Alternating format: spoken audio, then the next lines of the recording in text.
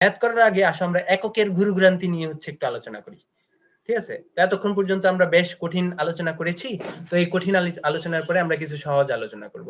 আমরা হচ্ছে একক নিয়ে মারাত্মক প্যারা খাই, তো ওই প্যারা থেকে আমরা কিভাবে বের হবো যে ভাইয়া একক তো আসলে আমাদের মানে প্রত্যেকেই হচ্ছে 2 নাম্বার চ্যাপ্টারের শুরুতেই বলে ভাইয়া আমার ম্যাথ মিলতেছে না, ভাইয়া আমার ম্যাথ মিলতেছে না, বইয়ে ভুল দাও ভাইয়া, ভাইয়া বইয়ে স্যাররা এত খারাপ কেন মানে ভাইয়া এত এত তারা কি ক্যালকুলেশন করতে পারে না, মানে এই টাইপের কোশ্চেন করে সবাই, যে ওই যারা রাইটার তারা তো ক্যালকুলেশনই পারে না, তারা সব ভুল দিয়ে রাখছে।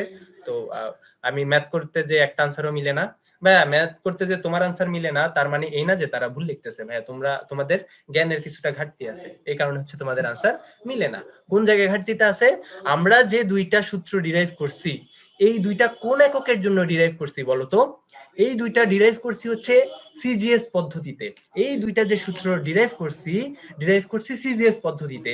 কেউ যদি এখানের একটা টার্মও এসআই একক দিয়ে লিখো বা এসআই এককের মান দিয়ে লেখো, তোমাদের আনসার ডিরেক্টলি ভুল আসবে, তোমাদের আনসার ডিরেক্টলি ভুল আসবে এবং তোমাদের আনসার মিলার কোনো চান্সই নেই। তোমাদের প্রত্যেকটা টার্ম কোন এককে লিখতে হবে বলতো? সিজিএস এককে লিখতে হবে। কেজির জায়গায় গ্রাম দিয়ে লিখতে হবে এবং আর কি মিটারের জায়গায় সেন্টিমিটার দিয়ে লিখতে হবে এবং আরো যে এককগুলো আছে কিসের জায়গায় কি লিখতে হবে এগুলো আমি বলে দিচ্ছি, কেমন? আসো আমরা লিখে ফেলি। তো এগুলো হচ্ছে এসআই এককে মান, এই সাইডে আমি লিখবো কি এসআই এককে মান, এই সাইডে আমি লিখবো হচ্ছে সিজিএস এককে মান, কেমন? সিজিএস পদ্ধতিতে মান। এবং আমি তাদের মাঝখানে হচ্ছে একটা ব্যারিয়ার দিয়ে দিলাম, তো আসো আমরা লিখি। তো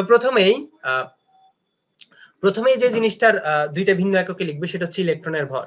ইলেকট্রনের ভর, ইলেকট্রনের ভর m is equal to SI এককে কত বলে তো? 9.11 into 10 inverse 31 কেজি, তাই না? ইলেকট্রনের ভর SI এককে m is equal to কত? 9.11 into 10 inverse 31 কেজি। সিজিএস পদ্ধতিতে ভরের একক কি? গ্রাম। তো m is equal to কি হবে বলে তো? 9.1 into 10 inverse 28 গ্রাম হবে, কেমন? 28 গ্রাম হবে, কেমন? তো আসো চার্জ, ইলেকট্রনের চার্জ ই, ইলেকট্রনের চার্জ, একটা ইলেকট্রনের charge E is equal two আমরা কি জানি বলো তো? 1.6 ইনটু 10 ইনভার্স 19 কুলম্ব। এটা কোন এককে বলো তো? এটা হচ্ছে এসআই এককে। আমি এই যে একক নিয়ে ঘুরঘুরান্তি লিখতেছি না, এই জিনিসটা ভাইয়া খুব কম জায়গাতে পাবা। তো এই শুধুমাত্র এই পেজটা হচ্ছে তোমরা নোট করে রাখো। তোমরা প্লিজ এই যে পেজটা আমি লিখবো, এই পেজটা হচ্ছে নোট করে রাখবা, কেউ স্ক্রিনশট নিয়ে রাখো, ভাইয়া কখনো হারায়ও না, কারণ ভাইয়া ম্যাথে প্রচুর ভুল করবা, একটা ম্যাথও মিলবে না, সিরিয়াসলি একটা ম্যাথও মিলবে না। তো ইলেকট্রনের চার্জ এসআই এককে যদি আমরা প্রকাশ করি, ই ইজ ইকুয়াল টু আমরা কত জানি বলতো? 1.6 ইনটু 10 ইনভার্স 19 কুলম্ব। ভাইয়া সিজিএস এককে বা সিজিএস পদ্ধতিতে ইলেকট্রনের চার্জ ভাইয়া এই যে ই আছে ওইটা কুলম্ব এককে প্রকাশ করে না, ওইটা কোন এককে প্রকাশ করে? ওইটা প্রকাশ করে হচ্ছে ইএসইউ এককে। ESB। এই যে ইএসইউ কি মিন করে? ইলেকট্রোস্ট্যাটিক ইউনিট, কেমন? Electrostatic unit. তো এই যে এই ইএসইউ পদ্ধতিতে বা ইলেকট্রোস্ট্যাটিক ইউনিট পদ্ধতিতে ইলেকট্রনের যে চার্জ ই এর মান হচ্ছে 4.8 ইনটু 10 ইনভার্স 10 ইএসইউ, কেমন? 4.8 ইনটু 10 ইনভার্স 10 ইএসইউ। কেউ যদি আরো লিখতে চাও তাহলে পারো হচ্ছে 4.803, আরো যদি অ্যাকুরেটলি কেউ লিখতে চাও তাহলে 4.8 এর জায়গায় তোমরা লিখতে পারো 4.803 ইনটু 10 ইনভার্স 10 ইএসইউ। তাহলে সিজিএস পদ্ধতিতে তোমরা কি করছো বলো তো? ম্যাথ করার সময় ই এর জায়গায় চোখ বন্ধ করে 1.6 ইনটু 10 ইনভার্স 19 কুলম্ব বসাই দিছো, তোমাদের আনসার তো ভাই মিলে নাই, তাই না? এবং তোমরা হচ্ছে হাই উত্তর শুরু করছো, হাই হাই আমার আনসার তো মিলে নাই।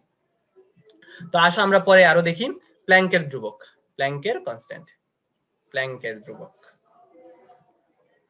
তো প্ল্যাঙ্কের ধ্রুবক h is equal to SI এককে হচ্ছে 6.626 into 10 inverse 34 জুল সেকেন্ড। কি? 10 inverse 34 জুল সেকেন্ড। এখানে জুল কি বলতো? কাজের একক। জুল কি? কাজের একক। সিজিএস পদ্ধতিতে জুল কাজের একক না, সিজিএস পদ্ধতিতে কাজের এককে ইআরজি। এটা পরে লিখতেছি, আপাতত হচ্ছে ইয়েতে লেখো, ওই যে প্ল্যাঙ্কের ধ্রুবক এইচ এর মান কি হবে এটা লিখো, 6.626 ইনটু 10 ইনভার্স 27। এই যে জুলের জায়গায় আসবে ইআরজি, আর্ক বলে এটাকে, কেমন? ইআরজি ইনটু কি হবে বলতো? সেকেন্ড হবে, ইআরজি ইনটু সেকেন্ড হবে। আসো কাজের একক দেখি। কাজের একক হচ্ছে এসআই পদ্ধতিতে হচ্ছে জুল এবং সিজিএস পদ্ধতিতে হচ্ছে ইআরজি। সিজিএস পদ্ধতিতে ইআরজি। আর কিছু কি লাগবে? মোটামুটি এই যে এই জিনিসগুলা মানে একক যখন বসাবা, মোটামুটি এই তিনটা যদি তুমি ঠিকঠাক বসাইতে পারো সিজিএস পদ্ধতিতে, তাইলে তোমাদের হচ্ছে সবগুলা ম্যাথ হচ্ছে মিলে যাওয়ার কথা। এবার আসি ট্রান্সফর্মে, কেমন? এবার আসি, তো 1 জুল সমান হচ্ছে 10⁻7 ইআরজি, কেমন? তো এসআই এককে 1 জুল যেই কথা, সিজিএস পদ্ধতিতে 10⁻7 ইআরজি সেম কথা। এবং আরো আসো, তো এই যে ইলেকট্রনের চার্জ, এই দুইটার যদি তুলনা করি তাহলে আমরা কি বলতে পারি বলতো? 1.6 ইনটু 10 ইনভার্স 19 কুলম্ব সমান আমরা কি বলতে পারি বলতো? 4.8 ইনটু 10 ইনভার্স 10 এসইউ। এটাও আমরা বলতে পারি যদি দুইটার তুলনা করি। এছাড়াও তোমাদের কাজের আরো একটা একক ইউজ করা হয়, কাজের আরো একটা একক ইউজ করা হয়, সেটা হচ্ছে 1 ইলেকট্রন ভোল্ট। 1 ইলেকট্রন ভোল্ট এই টাইপের একক হচ্ছে তোমাদের ইউজ করা হয়, এবং বইতে হচ্ছে কিছু কিছু জায়গায় এটা ভুল বলা আছে, বুঝছো? কুলম দিয়ে বলা আছে। না ভাই, এটা কুলম না, এটা হচ্ছে 1 ইলেকট্রন ভোল্ট সমান 1.6 ইনটু 10 ইনভার্স 19। ঠিকই আছে, কিন্তু এখানে হবে জুল। কি হবে এখানে? জুল, যেহেতু এটা কি কাজের একক। তো তোমাদের মেইনলি ম্যাথ করার সময় সিজিএস পদ্ধতিতে উপরের দুইটা সূত্র যদি তুমি ইউজ করতে চাও, এই দুইটা সূত্র যদি ইউজ করতে চাও, তোমাদের যে এম ই এবং এইচ এর মানগুলা ওইগুলা কিসে বসাইতে হবে বলো তো? সিজিএস পদ্ধতিতে বসাইতে হবে। এবং তারপরে যদি কেউ হচ্ছে এসআই এককে ট্রান্সফর্ম করতে চাও, তাহলে ট্রান্সফর্ম কিভাবে করতে পারো বলো তো? এই যে তিনটা রিলেশন দেওয়া আছে, এই রিলেশনগুলো দিয়ে হচ্ছে তোমরা ট্রান্সফর্ম করতে পারো। এখন তো কোশ্চেনে কি বলছে? লিথিয়াম পরমাণুর দ্বিতীয় ভর কক্ষের ব্যাসার্ধ নির্ণয় করো। কেউ কি আমাকে বলতে পারবা লিথিয়ামের ভর সংখ্যা কত? লিথিয়ামের পারমাণবিক সংখ্যা কত? 3 3। তাহলে জেড এর মান কত বলো তো? 3। এবং দেখো মানে বোর কক্ষ বা কক্ষপথের ব্যাসার্ধ আর ইকুয়াল টু আমরা কি শিখছি বলো তো? আর ইকুয়াল টু আমরা শিখছি n square h square divide by 4 pi square mz square, তাই না? এখন দেখো এখানে দ্বিতীয় বোর কক্ষ, ভাইয়া কোন একটা ব্যাকগ্রাউন্ড সাউন্ড আসতেছে। হ্যাঁ সাদিয়া অর্থির। আচ্ছা আমি সবাইকে মিউট করে দিচ্ছি। আচ্ছা সবাই মিউট করে নিছে, আলহামদুলিল্লাহ, সমস্যা নেই। আচ্ছা তাহলে আর এর মান n square s square divide by কি 4 পাই স্কয়ার mz স্কয়ার। এখন বলো তো n এর মান কত? কয় নাম্বার কক্ষপথ? n এর মান আছে দ্বিতীয় কক্ষপথ চাইছে, তাহলে n ইজ ইকুয়াল টু আমরা কি পাইছি বলো তো? n ইজ ইকুয়াল টু 2 পাইছি। h এর মান, ভাইয়া h এর মান কি হবে? আমি বলে দিছি এই সূত্র অ্যাপ্লাই করার জন্য কোন একক ইউজ করা লাগবে? সিজিএস একক ইউজ করা লাগবে। তাহলে সিজিএস পদ্ধতিতে h এর মান কত বলো তো? 6.6 into 10 to the power minus 34 minus 27 ERG second. এই ছেলে আবারও এসআই একক ইউজ করবা তোমরা এত কিছু বলার পরেও? oh sir sorry আচ্ছা তো আমরা কি বলছি বলো তো? এই সূত্রগুলা তোমরা কেউ যদি একটা টার্মও এসআই এককে ইউজ করো, তাহলে তোমাদের আনসারটা ভুল হবে। একটা টার্মও ভাইয়া এবং আপুরা তোমরা এসআই এককে ইউজ করতে পারবা না। তোমাদের সিজিএস পদ্ধতিতে ডিরাইভ করা হইছে, তাহলে তোমাদের সিজিএস পদ্ধতিতেই তোমাদের সবগুলা ম্যাথ করা লাগবে। এখন এসআই পদ্ধতিতে তোমরা যদি বের করতে চাইতা, আমাদের যে কুলম ধ্রুবক সি এর মান আমরা 1 বসাইছি না, ওইখানে কিন্তু 9 * 10 to the power 9 বসানো লাগতো। আমরা যেহেতু এখানে 1 বসাইছি, তো আমাদের আসলে ওইখান থেকে লেগাসিটা কন্টিনিউ হয়ে গেছে যে ভাই আমাদের সবকিছু সিজিএস পদ্ধতিতেই বসানো লাগবে, কেমন? তাহলে সিজিএস পদ্ধতিতে এইচ এর মান কত? 6.626 * 10 ইনভার্স 27 ইআরজি সেকেন্ড, কেমন? এটা হচ্ছে ইনটু, পার না ভাইয়া, ওই যে সেকেন্ড ইনভার্স না, এটা ইনটু, কেমন? গুণ। পাই এর মান আমরা জানি, এটা লিখলাম না। এম এর মান কত বলো তো? এই এম এর মান কত? 9.11 9.1 into 10 to the power minus 31 28 গ্রাম। ভাইয়া সিজিএস পদ্ধতিতে ভরের একক কি? গ্রাম। সিজিএস পদ্ধতিতে ভরের একক কি? গ্রাম। তাহলে ভর কি হবে? 9.11 into 10 inverse 28 গ্রাম। কেজি নিলে ভুল হবে, তাই তো? এখন জেড এর মান কি? লিথিয়ামের পারমাণবিক সংখ্যা। লিথিয়ামের পারমাণবিক সংখ্যা কত? 3। এবং ই এর মান কত বলো তো? ই এর মান 1.6 into 10 inverse 19 কুলম্ব। না ভাইয়া, 4.8 into 4.8 10 into inverse 10 10 inverse 10 ESU। তো আসো এবার মানগুলা বসাও। আসো এবার কি করবা, মানগুলা বসাও। তাহলে n স্কয়ার তার মানে হচ্ছে n এর মান কত 2, তার হচ্ছে কি স্কয়ার, তারপরে কি 6.626 ইনটু tan ইনভার্স 27 তার কি স্কয়ার, ডিভাইড বাই কি হবে বলো তো 4 ইনটু পাই এর জায়গায় কি হবে 3.1416 হোল স্কয়ার, তারপরে m এর জায়গায় কি বসবে বলো তো 9.11 ইনটু tan ইনভার্স 28, তারপরে z এর জায়গায় কি বসবে বলো তো, z এর জায়গায় বসবে হচ্ছে 3, এবং e এর জায়গায় কি বসবে বলো তো, এর জায়গায় বসবে হচ্ছে 4.8 ইনটু, আচ্ছা আমি এগুলা মুছে পাশে লিখি আরো, z is equal to ছিল 3, e এর মান ছিল হচ্ছে 4.8 ইনটু tan ইনভার্স 10 ESU। তাহলে z এর মান কি হইছে বলো তো 3 হইছে, এবং e এর মান কি হবে 4.8 ইনটু tan ইনভার্স 10, এটার কি হবে বলো তো, এটার হবে হচ্ছে স্কয়ার, ছিল স্কয়ারই তো ছিল তাই না, স্কয়ার ছিল না, হ্যাঁ জি ভাইয়া হ্যাঁ স্কয়ার ছিল। কেউ কি আমাকে এই জিনিসটা ক্যালকুলেশন করে বলতে পারবা কত হয়? 7.75 7.75 into 10 to the power 18 into 10 to the power 18, জি ভুল করছো ভুল করছো। জি ভাইয়া ভুল হয়েছে, এটা 2 পয়েন্ট, স্যার ভাই আমারটা লেখেন, হ্যাঁ বলো 2.35 বা 36 2.36 ইন্টু 10 ইনভার্স 9 into 10 inverse 9, জি ভাইয়া 10 inverse 9 ঠিক আছে, এই 2.36 টা একটু ভুল হয়েছে কোথায় জানো, ভাইয়া 7.06 আসে। কত আসছে 7.06 7 পয়েন্ট, এবার মনে হয় রাইট হইছে 7 পয়েন্ট কত 6 006, 7.06 ইনটু 10 ইনভার্স কত 9 9, এটা কি হবে বলো তো সেন্টিমিটার হবে। এটা হচ্ছে কারেক্ট আনসার। তোমরা ক্যালকুলেটর চালানো শিখো নাই, তোমরা ক্যালকুলেটর চালানো শিখো নাই যারা ভুল করছো, ক্যালকুলেটরে হুবহু এটা বসাই দিবা, এই ক্যালকুলেটর হচ্ছে হুবহু এটা বসাই দিবা, দেখবে এই টাইপের একটা আনসার আসবে, কেমন এই টাইপের একটা আনসার আসবে। এটাকে যদি আমরা মিটারে নিতে চাই কি হবে বলো তো, মিটারে নিতে গেলে আমরা 100 দিয়ে ভাগ করব, তাহলে মিটারে নিলে কি হবে বলো তো 100 দিয়ে যদি ভাগ করি 7.06 ইনটু 10 ইনভার্স 11 মিটার। তাহলে এখনো মানে সিজিএস পদ্ধতিতে মানে ইউজ করেও তোমরা কি করতেছো, আনসারে ভুল করতেছো, তাহলে তোমাদের এই ক্যালকুলেটরের ক্যালকুলেটিং এ হচ্ছে সমস্যা, বুঝছো? তোমরা হচ্ছে ব্যাপক ক্যালকুলেশন করবা, এবং তোমাদের যে সঞ্জিত কুমার ঘোষ স্যারের বইটা আছে ওইটাতে প্রচুর উদাহরণ দেওয়া আছে। তো দেখছো, তাহলে এইভাবে তোমরা ভাইয়া এরকম যে কোনো পরমাণুর ক্ষেত্রে কক্ষপথের ব্যাসার্ধ বের করে ফেলতে পারবে না? জি ভাই পারবো। দেখো আমাদের পরবর্তী কোশ্চেনটা হচ্ছে হাইড্রোজেনের প্রথম কক্ষপথের ব্যাসার্ধ কত। তো আমরা জানি কক্ষপথের ব্যাসার্ধ নির্ণয়ের সূত্র হচ্ছে Rn is equal to কত,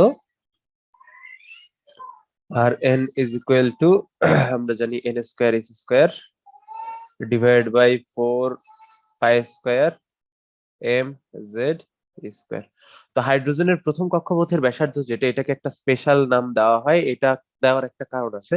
তো এটাকে আমরা এ নোট দিয়ে হচ্ছে প্রকাশ করি। হাইড্রোজেনের প্রথম কক্ষপথের ব্যাসার্ধকে আমরা এ নোট দিয়ে হচ্ছে প্রকাশ করি। এটা কেন প্রকাশ করি, কারণ এটা দিয়ে আমরা একটু অনেকগুলো আসলে শর্টকাট ডিরাইভ করতে পারি, অনেকগুলো না আসলে একটা শর্টকাট ডিরাইভ করতে পারি। তো এই শর্টকাট ডিরাইভ করার জন্য আমরা মূলত হাইড্রোজেনের প্রথম কক্ষপথের ব্যাসার্ধ যেটা, সেটাকে এ নোট ধরে নিলাম।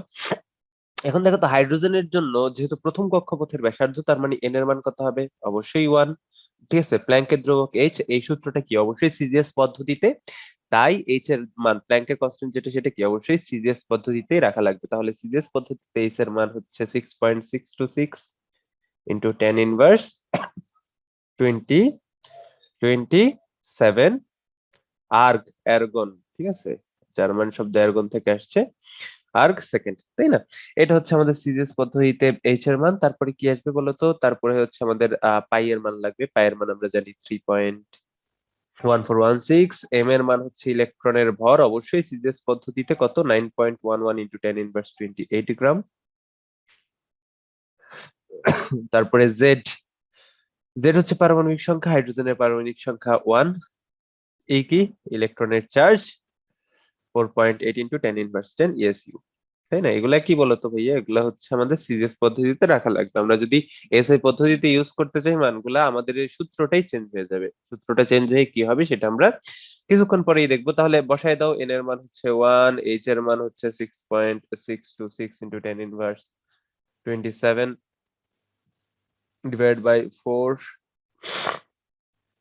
আচ্ছা, তার আগে চলো তো এখানে যেগুলার মান আমরা 1 বসাইছি ওইগুলার মান 1 বসে দেখি রাশিটা কি পাই। ঠিক আছে, এই রাশিটা আমাদের লাগবে। তাহলে A nought is equal two আমরা পাইলাম, এন এর মান তো 1, তাহলে বাকি থাকলো কি H square divide by 4 pi square M, Z এর মান 1, তার মানে ই স্কোয়ার।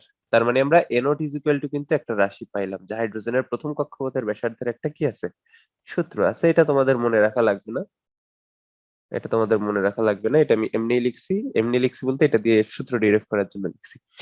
তাহলে দেখো তো, আমরা যদি এবার বসাই দিই মানসূত্রগুলা, তাহলে A nought is equal to কি হবে, A nought is equal to 6.626 into 10 inverse 27, তার উপরে আছে স্কয়ার। যখন ক্যালকুলেটরে এই হিসাবগুলা করবা, ট্রাই করবা ভেঙে ভেঙে করতে। মাঝে মাঝে পাওয়ার হচ্ছে 100 এর বেশি হয়ে যায়, তো 100 এর বেশি পাওয়ার যদি হয়ে যায় মাইনাস বা প্লাস, তখন কিন্তু ক্যালকুলেটর ওই ক্যালকুলেশনটা করতে এরর দেখাবে। তো এই জন্য এগুলা ভেঙে ভেঙে করবা, দুইটা দুইটা তিনটা তিনটা করে করে তারপরে করবা, দেখবা আর সমস্যা করতেছে না। তাহলে 4 ইন্টু 3.1416 হোল স্কয়ার, এম এর মান 9.11 ইন্টু 10 ইনভার্স 28, ই কত 4.8 ইন্টু 10 ইনভার্স 10 হোল স্কয়ার। দেখো তো ক্যালকুলেশন করে কত আসে, এই টাইপের মান আসবে 5.3 ইন্টু 10 ইনভার্স কত বলো তো, 10 ইনভার্স আমি যদি ভুল না করি 9 নাকি, 10 ইনভার্স 9 সেন্টিমিটার। ঠিক আছে, এখন তার মানে কি 5.3 ইন্টু 10, 5.3 ইন্টু 10 ইনভার্স 9 সেন্টিমিটার। এখন তুমি দেখো তো এটাকে যদি আমরা মিটারে কনভার্ট করি তাহলে কি হবে, মিটারে কনভার্ট করলে হবে 5.3 ইন্টু 10 ইনভার্স 11 মিটার, তাই না? এখন বলো তো 10 ইনভার্স 10 মিটার সমান কি আমরা 1 অ্যাংস্ট্রম বলতে পারি না?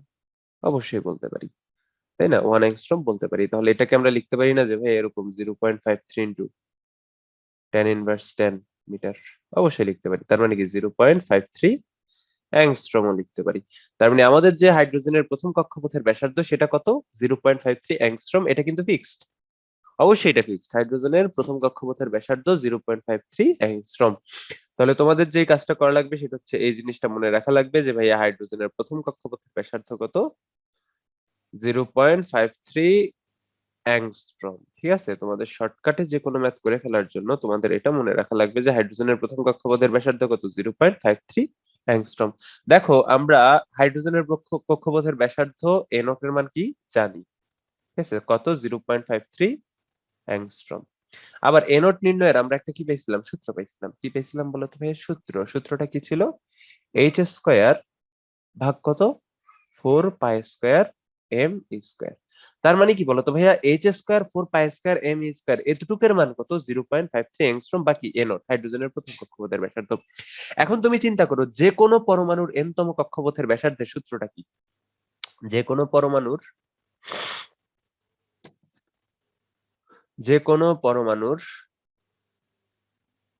এন তম কক্ষপথের ব্যাসার্ধ, এন তম কক্ষের ব্যাসার্ধ,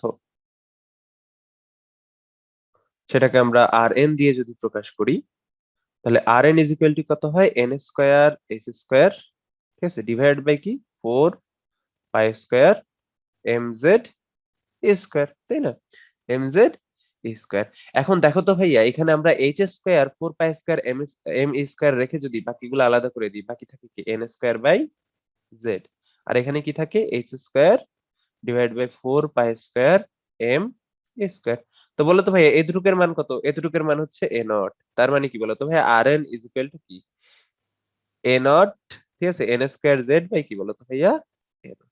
ঠিক আছে, তার মানে যে কোনো পরমাণুর যে কোনো কক্ষপথের ব্যাসার্ধ আর এন এর মান কি আমরা শুধুমাত্র হাইড্রোজেনের প্রথম কক্ষপথের ব্যাসার্ধ থেকে মাপতে পারি, তাই না, মাপতে পারি। এখন তোমাকে যদি জিজ্ঞেস করা হয় যে জিঙ্কের চতুর্থ কক্ষপথের ব্যাসার্ধ কত, ঠিক আছে, তুমি কিভাবে বের করবা? জিঙ্কের চতুর্থ কক্ষের ব্যাসার্ধ, ঠিক আছে। দেখো ভাইয়া, জিঙ্কের চতুর্থ কক্ষের ব্যাসার্ধ যেহেতু চতুর্থ কক্ষ, তাহলে এন এর মান কত আসবে 4, যেহেতু জিঙ্ক জেড এর মান কত আসবে 30, তাই না? আর এ নোটের মান তো আমরা জানি, তাহলে চতুর্থ কক্ষপথের ব্যাসার্ধ আর এন ইজ ইকুয়াল টু কত হবে 4 স্কয়ার বাই 30 ইনটু কত বলো তো ভাইয়া 0.53 ইনটু অ্যাংস্ট্রম, ঠিক আছে, 0.53 অ্যাংস্ট্রম। অ্যাংস্ট্রম দিয়ে হিসাব করতে পারো, মিটার হিসাব করতে পারো, যে কোনো কিছু দিয়ে হিসাব করো, কারণ এখানে তো তোমার আর ওই আগে যেরকম এসআই সিজিএস ওইগুলোর ঝামেলা ছিল এককের কারণে, ওইগুলো তার তোমার এখন নাই, তাই না? তো এইভাবে কিন্তু খুব সহজে তুমি হাইড্রোজেনের প্রথম কক্ষপথের ব্যাসার্ধ থেকে যে কোনো পরমাণুর যে কোনো কক্ষপথের ব্যাসার্ধ নির্ণয় করে ফেলতে পারো। আচ্ছা, তো এবারের প্রশ্ন হচ্ছে হাইড্রোজেনের প্রথম কক্ষপথের শক্তি কত। দেখো, আমরা যদি যে কোনো কক্ষপথের শক্তি নির্ণয়ের যে সূত্রটা পাইছিলাম যে কোনো পরমাণুর, সেটা কি ছিল? ইএন, যে কোনো পরমাণুর এন তম কক্ষপথের শক্তি ইজ ইকুয়াল টু কত ছিল? মাইনাস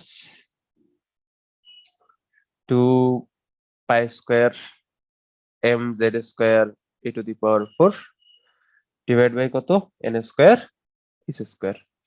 তো হাইড্রোজেনের প্রথম কক্ষপথের শক্তির জন্য জেড এর মান আর এন এর মান কি 1 হয়ে যায়, তাহলে হাইড্রোজেনের প্রথম কক্ষপথের শক্তি, সেটাকে যদি আমরা E1 দিয়ে প্রকাশ করি, তাহলে E1 ইজ ইকুয়াল টু কত হবে? Minus 2 pi square M, Z এর মান তো 1 হয়ে যায় ই টু দি পাওয়ার 4, এন এর মানও হয়ে যায় 1, তাহলে কত? H square. তার মানে হাইড্রোজেনের প্রথম কক্ষপথের শক্তি নির্ণয়ের জন্য আমরা কি পেয়ে গেলাম? একটা টার্ম পেয়ে গেলাম, ঠিক আছে। এটা দিয়ে আমরা আবার সেই আগের মতো কি করতে পারবো বলতো? আগের মতো শর্টকাট বের করতে পারবো, ঠিক আছে। তাহলে চলো বের করে ফেলি ইউয়ান এর মান কত। তাহলে ইউয়ান এর মান কত হবে? ইউয়ান এর মান হবে minus 2 into 3.1416 whole square. M এর মান কত? এম এর মান 9.11। অবশ্যই এটা সিজিএস এককের সূত্র, এটাতে তুমি এসআই পদ্ধতিতে কোনো কিছু ব্যবহারই করতে পারবে না, ঠিক আছে।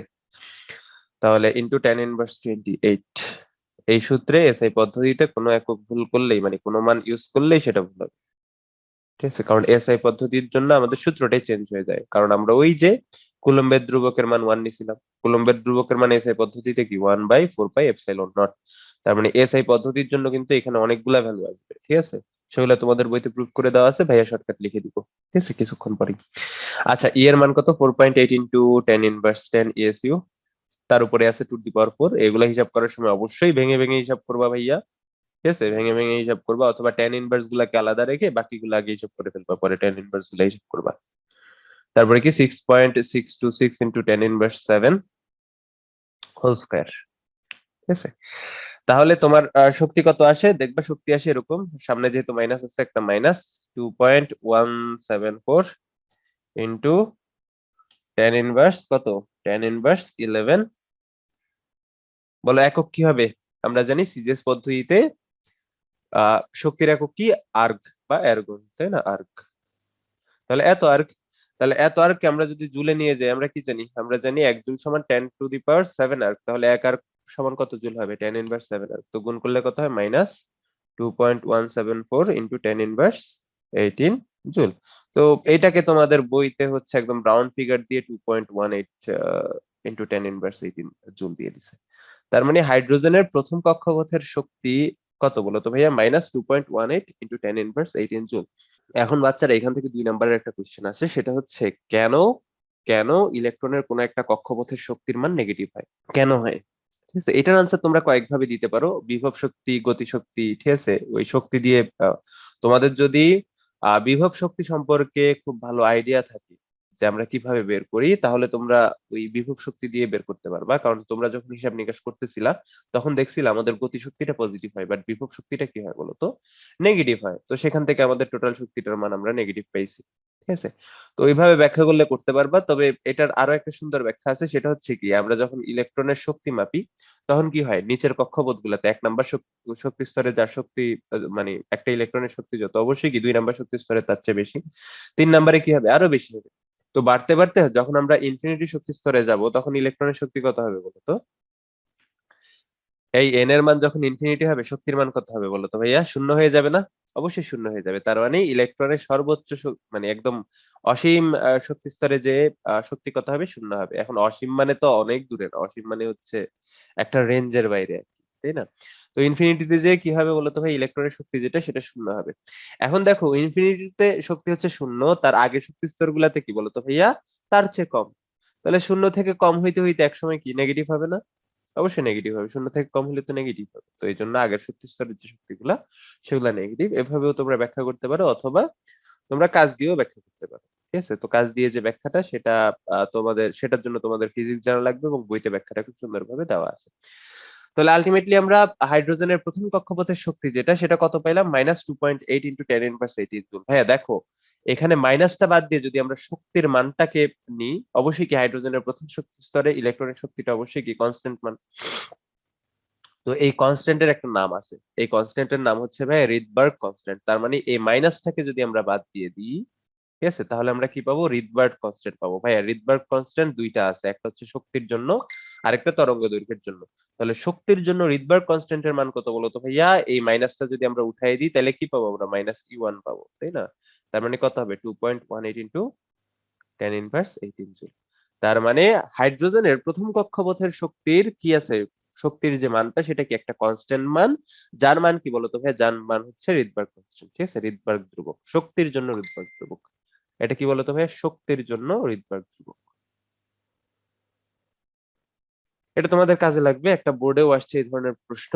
এটা নিয়ে আমার অনেক ইতিহাস আছে কলেজে।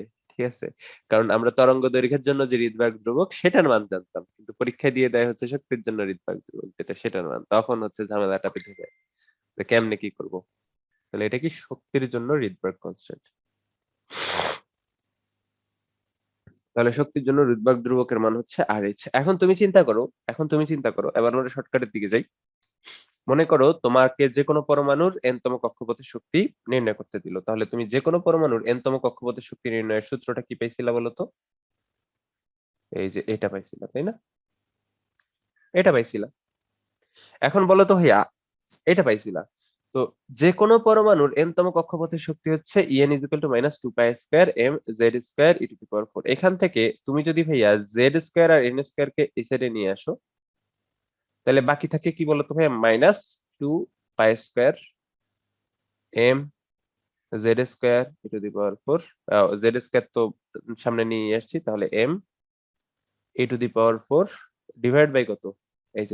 দেখো তো ভাইয়া, -2π2 m e⁴ এটা আবার কার মান, হাইড্রোজেনের প্রথম কক্ষপথের শক্তির মান। তার মানে কি এটা কার মান, E এর মান। তার মানে যে কোনো পরমাণুর n-তম কক্ষপথের শক্তি কত, z² n² ইনটু কত বলতো ভাইয়া, E1। E1 কত বলতো ভাইয়া, -RH' না? অবশ্যই -RH'। তার মানে -RH' ইনটু কত, z²/n²। তার মানে তুমি যদি যে কোনো পরমাণুর যে কোনো কক্ষপথের শক্তি নির্ণয় করতে চাও, তোমার কিন্তু কি হাইড্রোজেনের প্রথম কক্ষপথের শক্তি বা কি রিডবার্গ কনস্ট্যান্ট এর মান জানলেই হয়েছে, তাই না? তো যেহেতু তোমার রিডবার্গ কনস্ট্যান্ট এর মান হচ্ছে 2.18 × 10⁻18 জুল, তাহলে তুমি যে কোনো পরমাণুর যে কোনো কক্ষপথের শক্তি নির্ণয় যেটা, সেটা খুব ইজিলি করে ফেলতে পারবা। কিভাবে? তোমার হচ্ছে n-তম কক্ষপথের শক্তি En কত, -RH z²/n²। ঠিক আছে, তাহলে আমাদের কিন্তু এত বড় বড় সূত্রগুলা সেগুলোও মনে রাখতে হইতেছে। ঠিক আছে, সেগুলো মনে রাখতে হইতেছে না, আমাদের কাছে শর্টকাট আছে। তাহলে তোমাকে যদি আমি জিজ্ঞেস করি জিঙ্কের চতুর্থ কক্ষপথের শক্তি কত, কিভাবে বের করবা? যে En কত, জিঙ্কের চতুর্থ কক্ষপথের শক্তি কত হবে বলতো? কত হবে? এই যে En -RH, তার মানে -2.18 × 10⁻18 জুল। জিঙ্কের চতুর্থ কক্ষপথ, জিঙ্কের জন্য z এর মান কত, 30, তার উপরে কি হবে, স্কয়ার। আর n কত বলতো ভাই, চতুর্থ, তাই 4²। তাহলে জিঙ্কের চতুর্থ কক্ষপথের শক্তি হবে এত। তাই না? খুব ইজি। আরো একটা প্রশ্ন তোমাদের এখান থেকে আসতে পারে। মনে করো একটা পরমাণুর প্রথম কক্ষপথের শক্তি হচ্ছে E1, এবং অন্য যে কোনো কক্ষপথের শক্তি, মনে করো n-তম কক্ষপথের শক্তি হচ্ছে En। তাহলে E1 এবং En এর মধ্যে সম্পর্কটা কি হবে? ঠিক আছে, এটা খুবই সহজ। আচ্ছা, এটা তোমাদের বাড়ির কাছে থাকলো যে E1 এবং En এর মধ্যে সম্পর্কটা কি হবে। ঠিক আছে, তো আমি বলে দিই যে এই সম্পর্কটা হবে এরকম অনেকটা। ঠিক আছে, এই সম্পর্কটা হবে অনেকটা এরকম যে ভাইয়া En হবে E1 / n²। ঠিক আছে, এই টাইপের একটা সম্পর্ক তোমরা পাবা। তো এটা তোমাদের এই স্টেপ। দেখো আমরা বোর পরমাণু মডেল থেকে যে কোনো কক্ষপথে ইলেকট্রনের শক্তি এবং ব্যাসার্ধ নির্ণয় সূত্র নিয়ে অনেক আলোচনা করছি, সেগুলো নিয়ে ম্যাথও করছি। আমরা একটু বেগ নিয়ে আলোচনা করি। তো তো বেগ নিয়ে আলোচনা করার জন্য আমরা কি পাইছিলাম মূলত? বোর পরমাণু মডেল থেকে আমরা পাইছিলাম না যে কৌণিক ভরবেগ mvr = nh/2 পাই। তো এখান থেকে আমরা ভি এর মান কি পাই বলতো ভাই? ভি এর মান পাই nh/2πmr, 2πmr। তো এখানে যদি আমরা আর এর মান বসাই দাও, আর এর মান বসাই দিলে কি পাবা? nh/2πm। এর সাথে ভাগ আকারে কি আছে? ভাগ আকারে আছে কত? আর, তাই না? 1/r মানে ভাগ আর। তো আর এর মান তুমি যদি বসাই দাও, আর এর মান কত? n square h square, n square h square divide by কত? 4π স্কয়ার mz স্কয়ার, তাই না? 4π square mz square, 4π square mz square. তাহলে বলো তো, তুমি যদি এই ভাগটাকে গুণ চিহ্নে কনভার্ট করো, তাহলে এই জিনিসটা কি হয়ে যাবে? উল্টায় যাবে। তাহলে nh ডিভাইড বাই হচ্ছে 2πmr। তুমি নিজের মতো করে হিসাব করতে পারো, তোমাদের বোঝানোর জন্য আমি আসলে এই জিনিসটা করছি যে nh divide by 2πm into কত? ইনটু হচ্ছে 1/r। ঠিক আছে? 1/r কে আমরা কি ভাগ আর আকারে লিখতে পারি। ঠিক আছে? তো এই ভাগ আর আকারে লিখলাম। তাহলে nh divide by 2πm into কত? ইনটু হচ্ছে 4π square mz square divide by কত? n square h square. তাহলে কাটাকাটি করে দেখো তো কত আসে।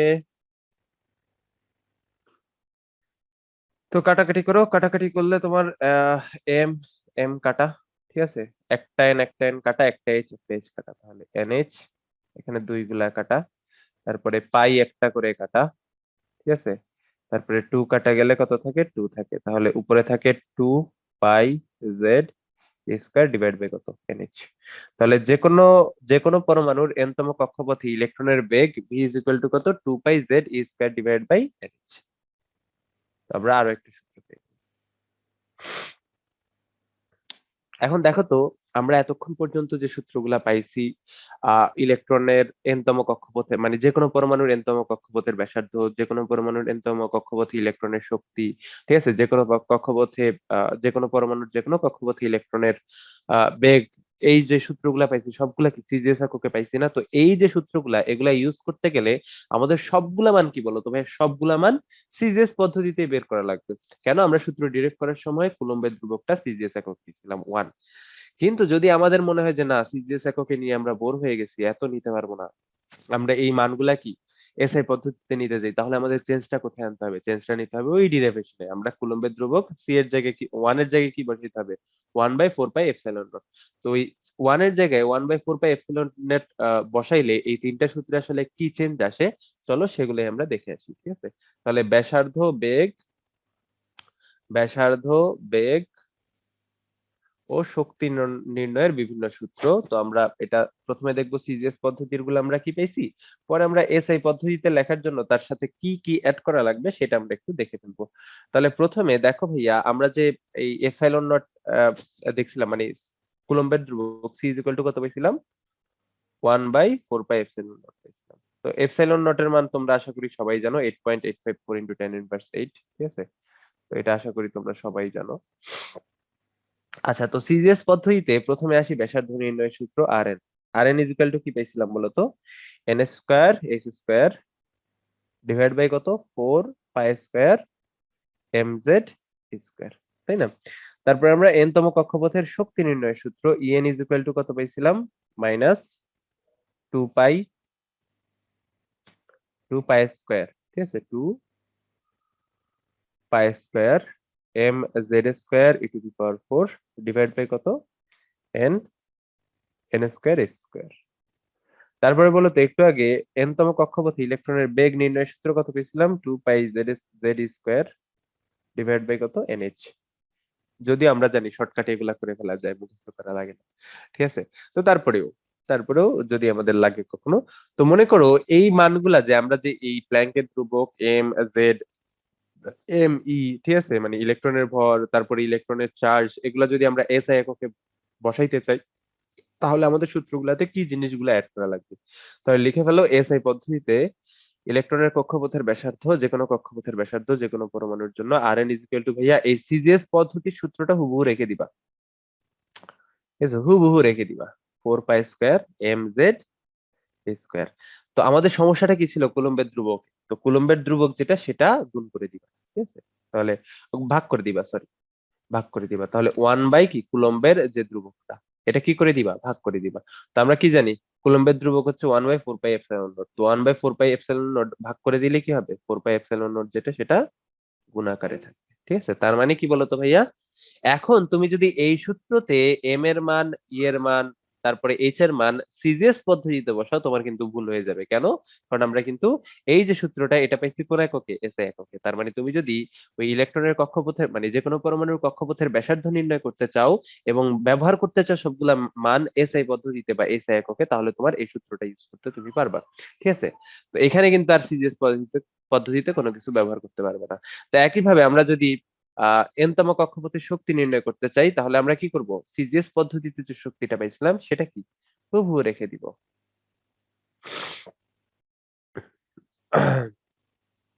তার সাথে গুণ করা লাগবে কি আমাদের? গুণ করা লাগবে হচ্ছে আমাদের যে কুলম্বের ধ্রুবক তার স্কয়ার। তো কুলম্বের ধ্রুবক কি বলতো ভাইয়া? কুলম্বের ধ্রুবক হচ্ছে 1/4 পাই এপসাইলন নট। তার স্কয়ার করলে কত হয়? তার স্কয়ার করলে হয় এই জিনিসটা। তাহলে আমরা শক্তি নির্ণয়ের সময় কি করব? কুলম্বের ধ্রুবক যেটা সেটার স্কয়ারকে গুণ করে দিব। একইভাবে বেগ নির্ণয়ের সময় আমরা কি করব? বেগ নির্ণয়ের সময় আমরা জাস্ট কুলম্বের ধ্রুবক যেটা সেটা গুণ করে দিব। তাহলে বেগের সূত্রটা আমরা কি পেয়েছিলাম সিজিএস পদ্ধতিতে? 2 পাই জেড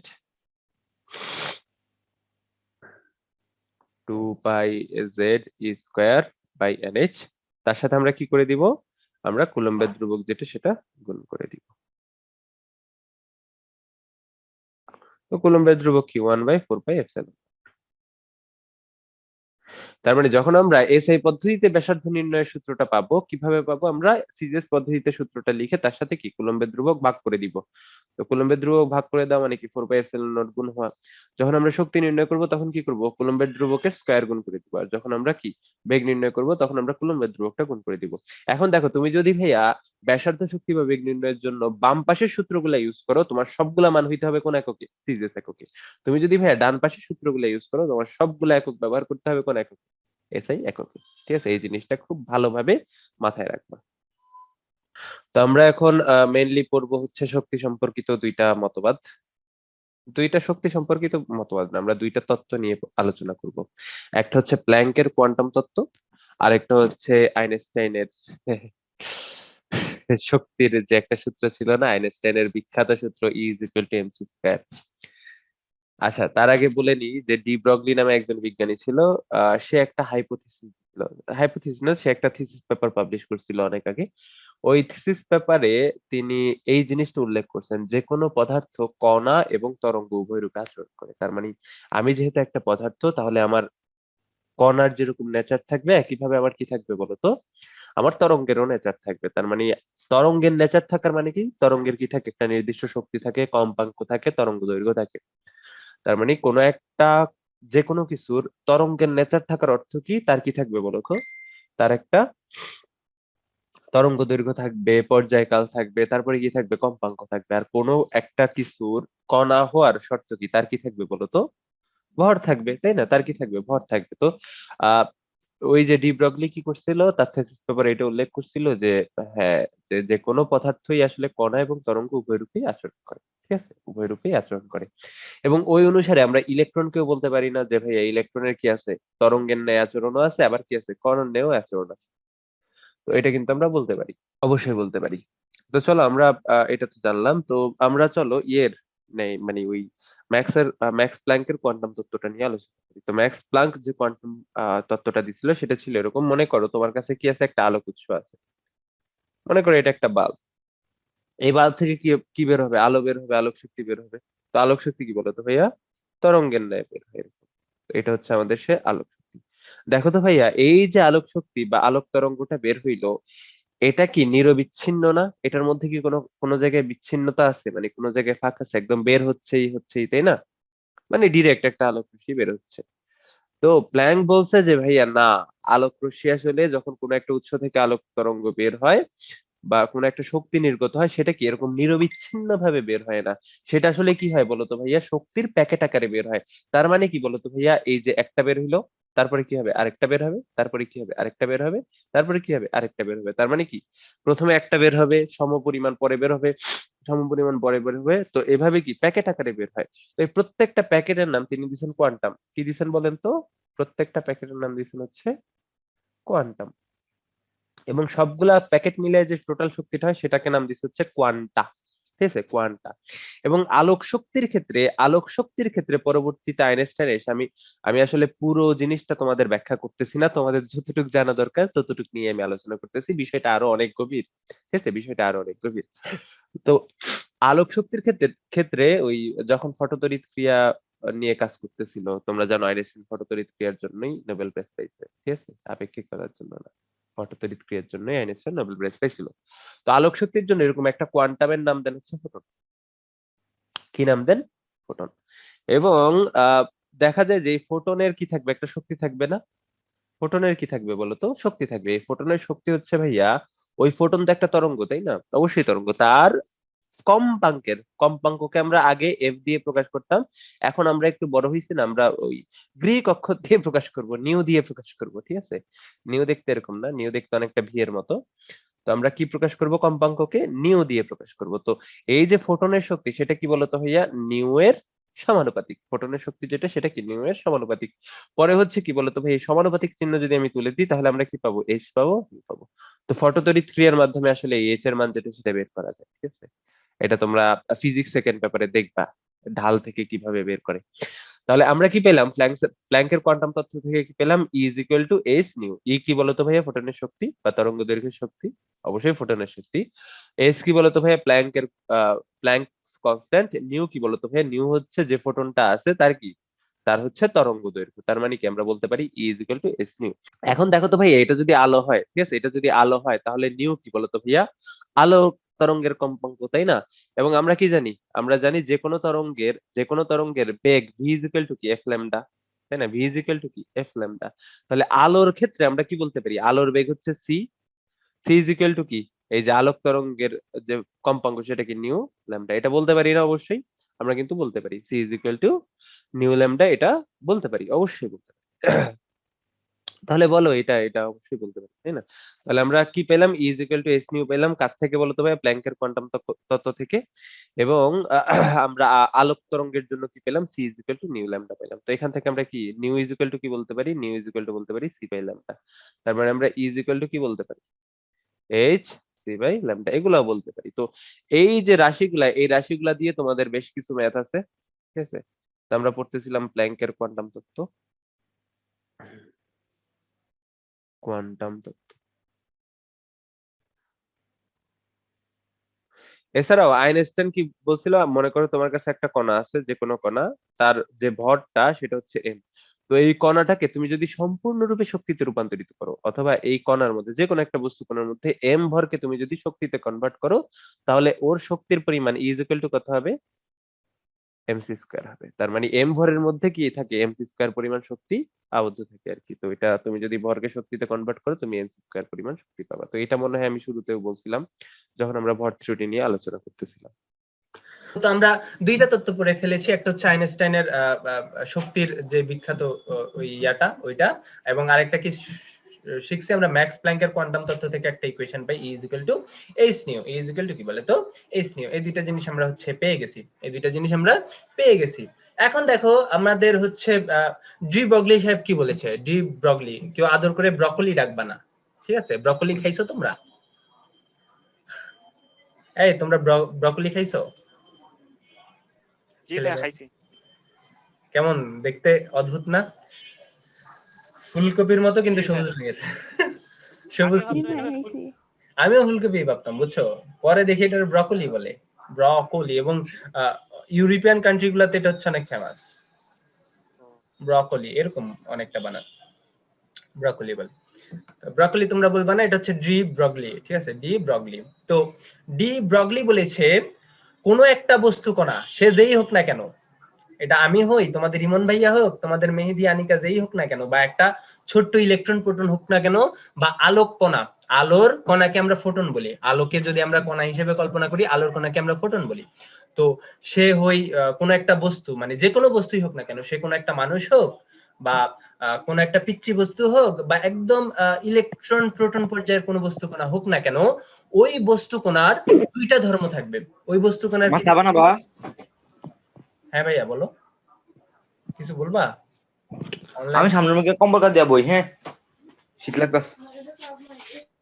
আচ্ছা দেখো, ভাই মিউট করে দেন ভাই। করে দিছি।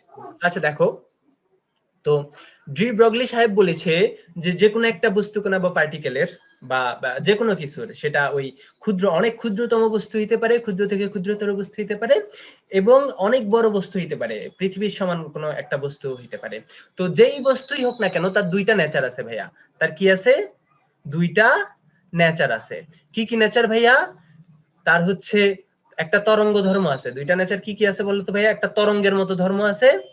তরঙ্গ ধর্ম থাকা মানে কি বলতো?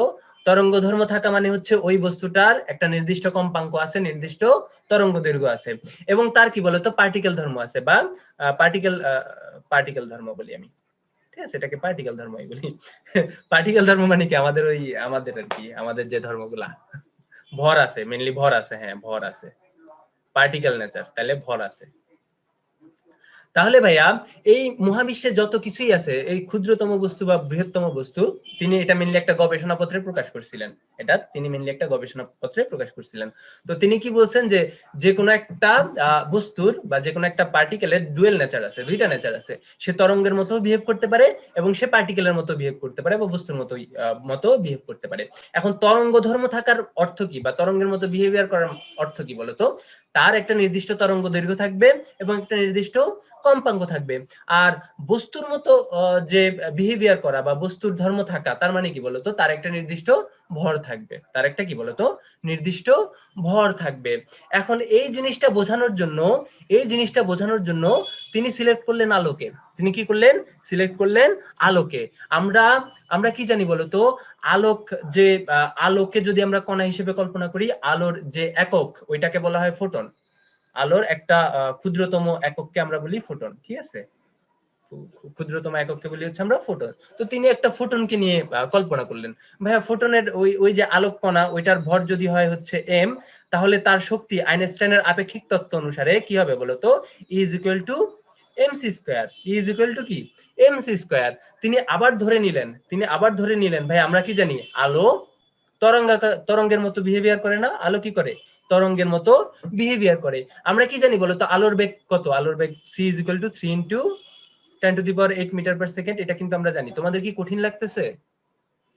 হ্যাঁ না ভাইয়া ঠিক আছে সব। আচ্ছা শোনো, না ভাইয়া, আমি জাস্ট মানে তোমাদের এত কিছু, মানে কারো যদি কঠিনও লাগে তো তোমাদের আসলে এত কিছু বোঝা লাগবে না, বুঝছো? তোমাদের কি বোঝা লাগবে আমি আগের ক্লাসেও বলছি, তোমাদের ওই লাস্টে যে একটা সূত্র ডিরাইভ করব, ওই সূত্রটা হচ্ছে মনে রাখা লাগবে। তোমাদের আলটিমেটলি আর কিছুই লাগবে না।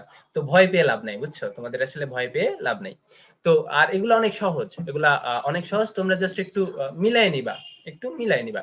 তো দেখো, আবার আলোর জন্য আমরা কি পাইছি বলো তো? আলোর বেগ হচ্ছে c, এবং আলো সাধারণত তরঙ্গের মতো থাকে। আলো কি থাকে? আমরা তরঙ্গ হিসেবে সাধারণত বিবেচনা করি। মেইনলি শক্তি কি এক প্রকার তরঙ্গ। তো তার একটা তরঙ্গ থাকবে, তরঙ্গ দৈর্ঘ্য থাকবে। ওই তরঙ্গ দৈর্ঘ্যকে আমরা কি করলাম বলতো? ল্যামডা ধরলাম। ওই তরঙ্গ দৈর্ঘ্যকে আমরা কি করলাম বলতো? ল্যামডা ধরলাম, তার তরঙ্গ দৈর্ঘ্য।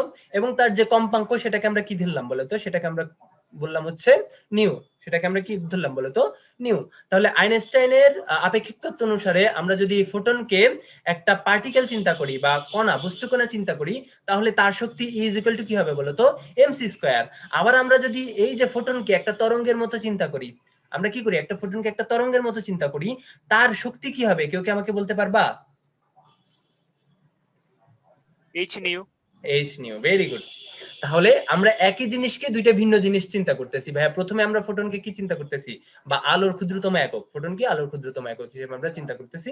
তো ওই ফোটনকে প্রথমে একটা বস্তু কণা হিসেবে চিন্তা করতেছি, এবং বস্তু কণা হিসেবে চিন্তা করে দেখতেছি তার যে শক্তি সেটা হয় E is equal to mc square, এবং তাকে হচ্ছে একটা তরঙ্গের মতো, এই 22 ভার্স হয়ে গেছে, বুঝছো? এটা হচ্ছে তরঙ্গের মতো, এটা হচ্ছে কি পার্টিকেলের মতো। আচ্ছা, তো তাকে যদি আমরা একটা তরঙ্গের মতো কল্পনা করি, এবং ওই তরঙ্গের, আমরা জানি কি আলোক তরঙ্গের বেগ হচ্ছে c, ওইটার মান কনস্ট্যান্ট, এটা হচ্ছে শূন্য মাধ্যমে কত? 3 into 10 to the power 8 metre per second.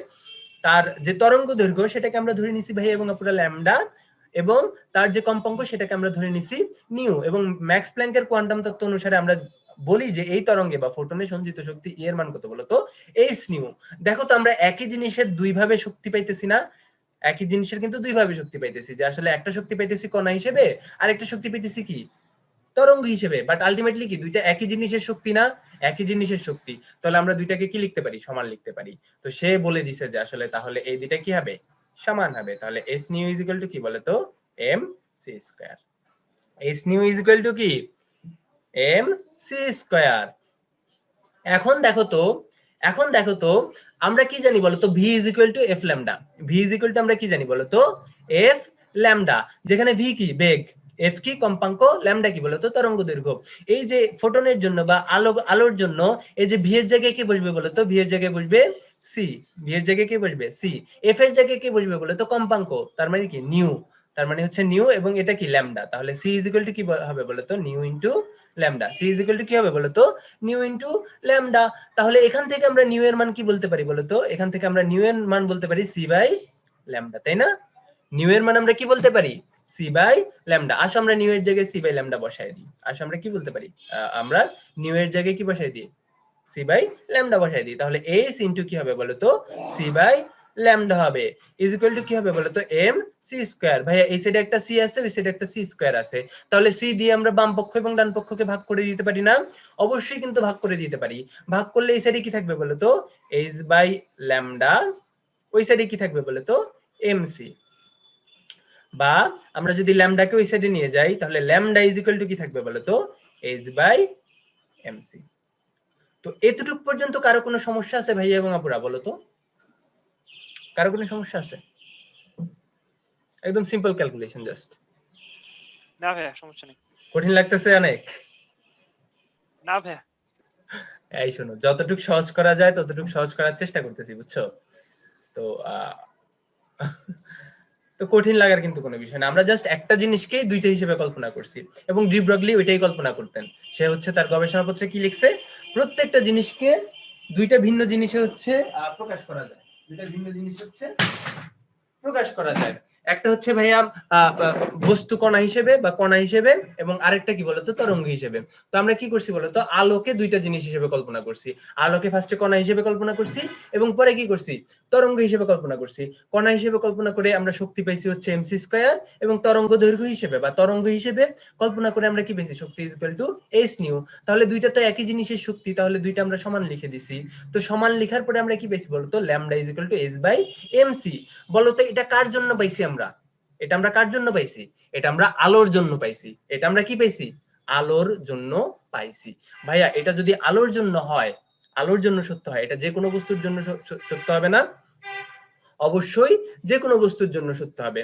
আমরা ধরলাম ওই যে কোনো বস্তুটা, ওই যে কোনো বস্তুটা, যে বস্তুটা নিয়ে আমরা কল্পনা করব, ওই বস্তুটার যে তরঙ্গ দৈর্ঘ্য এটা হচ্ছে ল্যামডা, ওই বস্তুটার ভরও সেম m, এবং ওই বস্তুটার বেগ আমরা আলোর বেগ না দিয়ে ধরলাম হচ্ছে v, ওই বস্তুটার বেগটা হচ্ছে আমরা আলোর বেগ না ধরে কি ধরলাম বলতো v।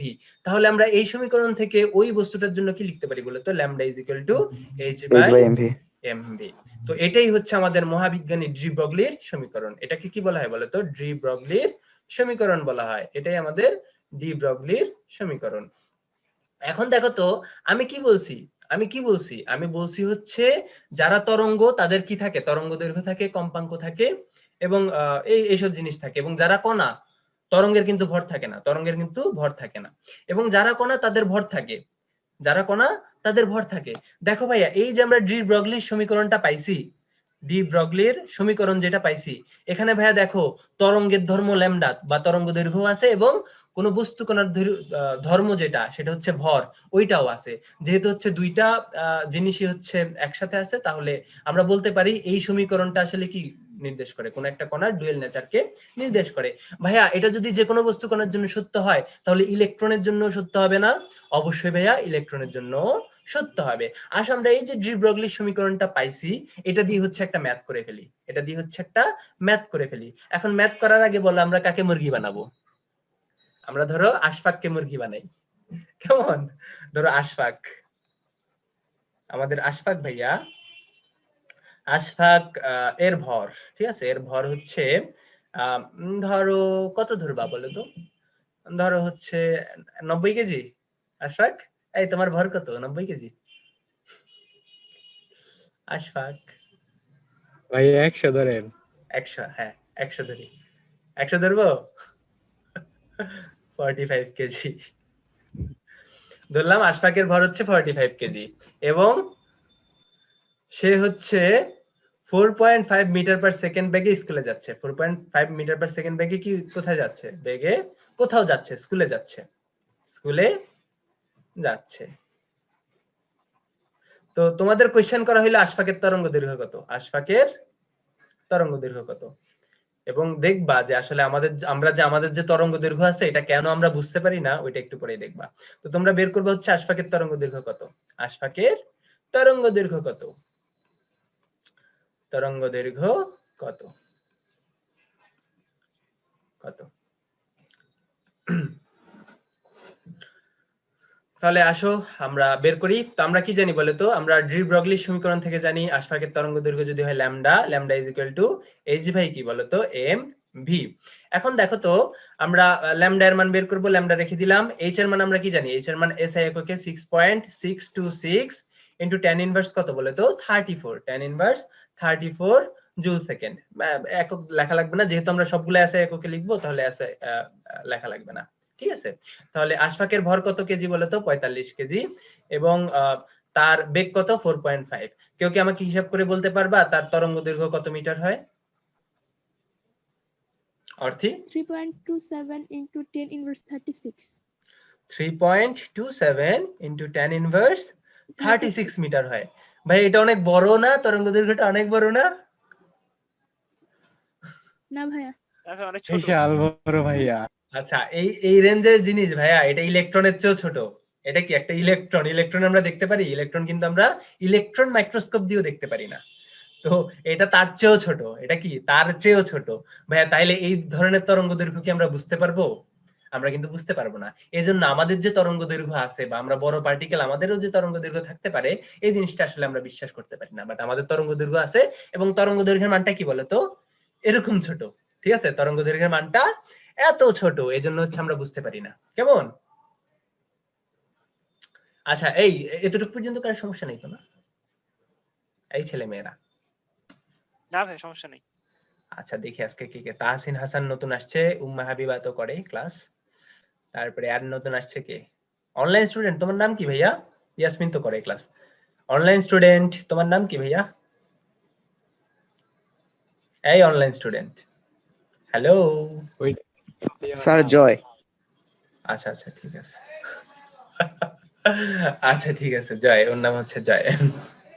আচ্ছা ঠিক আছে, অনলাইন স্টুডেন্টের নাম হচ্ছে জয়। ঠিক আছে, তো আসো আমরা হচ্ছে আরো আগে। এবং দেখো আমরা কিন্তু গত ক্লাসে হচ্ছে ওই গত ক্লাসে আমি হচ্ছে শক্তি স্তরের ব্যাসার্ধ এবং শক্তি নির্ণয় করে রেখে দিয়েছিলাম। ভাই ওইখানে আরো গরু খোঁজার বিষয় আছে, মানে গবেষণার বিষয় আরো আছে। তো বাকি গবেষণাগুলা তোমরা কিন্তু আমাকে কেউ কোয়েশ্চেন করো না, ভাই শক্তির আগে মাইনাস কেন বসাইছি বা মাইনাস দিয়ে কি মিন করে, এই টাইপের কোয়েশ্চেন আমি এক্সপেক্ট করছিলাম, তো করনি। যাও, এই আলোচনাগুলো হচ্ছে আমরা পারমাণবিক বর্ণালী শেখার সময় আবার করব। আমরা ব্যাসার্ধের কনসেপ্ট সবগুলা করছি, বাট শক্তির কনসেপ্ট কিন্তু আমরা শিখি নাই। আমরা জাস্ট শক্তির একটা সূত্র ডিরাইভ করে রেখে আসছি। বা শক্তির যে সূত্রটা আছে ওইটা আমরা পারমাণবিক বর্ণালীতে ব্যবহার করা লাগবে এবং তখন হচ্ছে আমরা বিশদভাবে ওইটা হচ্ছে বর্ণনা করব, ওইটা দিয়ে ম্যাথ করব, ওইটা বুঝবো আসলে কি মিন করে। তো তার আগে হচ্ছে আমরা ওই কোয়ান্টাম নাম্বার নিয়ে আলোচনা করে তারপরে হচ্ছে বর্ণালী নিয়ে আলোচনা করব। বর্ণালী আলোচনা করার পরে দেখবো আমাদের শক্তি কথায় কথায় আসতেছে, শক্তি শক্তি শক্তি, খালি শক্তি খালি শক্তি, বুঝছো? তো আসো আমরা পরের ম্যাথ করি, কেমন? আসো আমরা পরের ম্যাথ করি। তো এই ম্যাথটা দেখা যায়? এই ম্যাথে কি বলছে বলো তো, আমি দেখতেছি না। এই সংখ্যাটা কত? 2.85 আচ্ছা, into 10 to এখন the দেখতেছি 7. এখন দেখতেছি। পরমাণুর কোন একটি শক্তি স্তরে অবস্থানকালে একটি electron 2.85 into 10 to the power 7 metre per second বেগে নিউক্লিয়াসকে কেন্দ্র করে পরিভ্রমণ করে ঘূর্ণন। আচ্ছা, এটা বোঝানোর আগে আসো আমরা আরো কিছু জিনিস বুঝে আসি।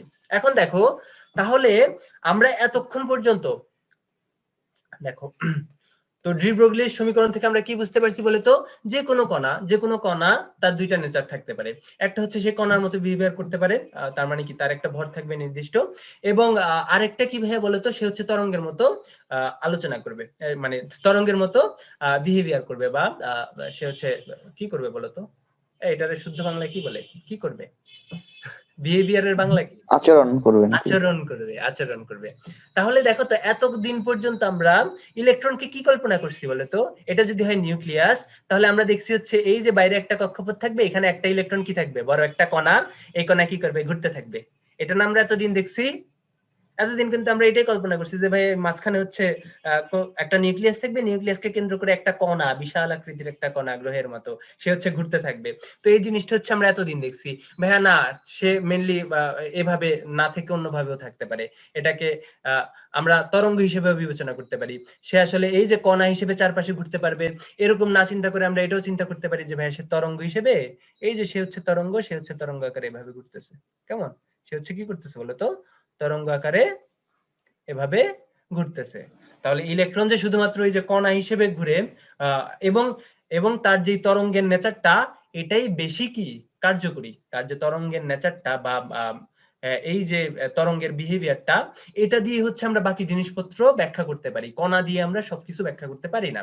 এজন্য ইলেকট্রনের যে শুধুমাত্র কণা ধর্ম না, তার যে একটা তরঙ্গ ধর্মও আছে, এই জিনিসটা আমাদের বোঝা অনেক বেশি ইম্পর্টেন্ট। তাহলে আমরা কি দেখতে পাচ্ছি বলতো, আমরা যে এতদিন চিন্তা করে আসছি যে একটা কণা হচ্ছে নিউক্লিয়াসকে কেন্দ্র করে ঘুরতে থাকে, তো ওই চিন্তাটা থেকে আমরা এখন বের হয়ে আসছি যে না ভাই, ওইটা কণার জায়গায় একটা তরঙ্গ তো হইতে পারে, সে তরঙ্গের মতো আঁকাবাঁকা করে কি করতে পারে, ঘুরতে পারে, তাই না? এবং এটা কিন্তু অনেক দ্রুত হয়, এটা এত দ্রুত হয় যে আমরা আসলে কিছুই দেখি না, আমরা কিছু ইলেকট্রনের মেঘ দেখি, কিছু হচ্ছে কি দেখি, মেঘ দেখি। তো এই ইলেকট্রনের মেঘ নিয়ে হচ্ছে আমরা আরো আলোচনা করব নেক্সট ক্লাসে, হচ্ছে আমরা যখন অরবিটাল নিয়ে পড়াশোনা করব তখন হচ্ছে আরো বিস্তারিত আলোচনা করব। তো আপাতত হচ্ছে আমরা আসো ম্যাথ করি, এটা দিয়ে আমরা কি ম্যাথ করি। দেখো, ইলেকট্রন যদি কোন একটা তরঙ্গের ন্যায় আচরণ করে, তাহলে তার কি থাকবে বলতো, তাহলে তার একটা তরঙ্গ দৈর্ঘ্য থাকবে, তার একটা কম্পাঙ্ক থাকবে, তাই না? তো এই জিনিসগুলো হচ্ছে থাকবে। আসা এবার আমরা কোশ্চেনটা দেখি। তো কোশ্চেনে বলছে, পরমাণুর কোন একটি শক্তি স্তরে অবস্থানকালে একটি ইলেকট্রন এত বেগে নিউক্লিয়াসকে কেন্দ্র করে পরিভ্রমণ করে মানে কি, চারদিকে ঘুরে। তাহলে ঘূর্ণনের সময় ইলেকট্রনের তরঙ্গ দৈর্ঘ্য বের করতে বলছে। তাহলে আমরা কি জানি বলতো, আমরা জানি হচ্ছে lambda is equal to h by mv। Lambda is equal to কি বলতো, h বাই mv। তো এই ল্যামডার মান হচ্ছে আমাদের বের করতে বলছে। তো আসলে আমরা বাকি মানগুলো বসাই দিই। তো h এর মান আমরা কি জানি বলতো, 6.626 ইনটু tan ইনভার্স 34। হ্যাঁ বন্ধু, ক্লাস নিতেছি, তোর একটু পরে ফোন দিচ্ছি। হ্যাঁ 7টার দিকে ফোন দিই,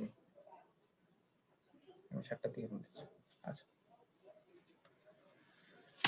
তো আসো আমরা মান বসাই। তাহলে আমরা কি দেখছি বলে তো, আমরা জানি প্ল্যাঙ্কের যে ধ্রুবক, প্ল্যাঙ্কের ধ্রুবক h এর মান কি বলে তো, h এর মান হচ্ছে 6.626 ইনটু tan ইনভার্স কত বলে তো, 34। এবং ইলেকট্রনের ভর কত বলে তো SI এককে, যেহেতু আমরা h এর মান SI এককে নিছি, ইলেকট্রনের ভর আমরা SI এককে নিব। তো ইলেকট্রনের ভর কত, কেউ কি আমাকে বলতে পারবা? 9.11 into 10 inverse 31 কেজি। 31, তাই না, কেজি। ইনটু বেগ কত বলছে বলে তো, বেগ বলছে 2.85 into 10 to the power 7 metre per second. কেউ কি আমাকে ক্যালকুলেশন করে বলতে পারবা কত মিটার আসে?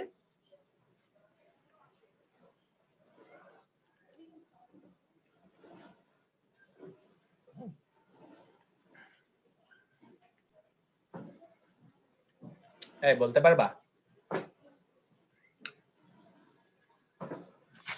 আমি দেখি। হ্যাঁ মনে হয় 2.56 into 10 inverse 11 2.56 10 10 inverse ইনভার্স 11 জি ভাই। জি ভাই এরকমই।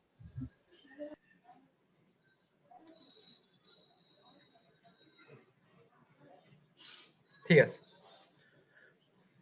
বাকিদেরও মিলছে এটা? জি ভাইয়া। জি ভাইয়া। আচ্ছা, ভেরি গুড, তাহলে তো হইলই। হ্যাঁ 2.55 ইনটু 10 ইনভার্স 11, এটা হচ্ছে মিটার।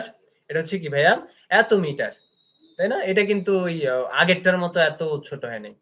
আগেরটার মতো কি হয় নাই, এত ছোট হয় না। এটা ইলেকট্রন বা এই যে একটা পরমাণুর আকারের তুলনায় বা আকারের অনুপাতে এটা ঠিকই আছে, এটা ঠিকই আছে। তাহলে কি করতে পারি, এটা আমরা কনসিডার করতে পারি। তাহলে আমরা এভাবে যে কোনো ম্যাথ আসলে পারবো না ভাইয়া এবং আপুরা?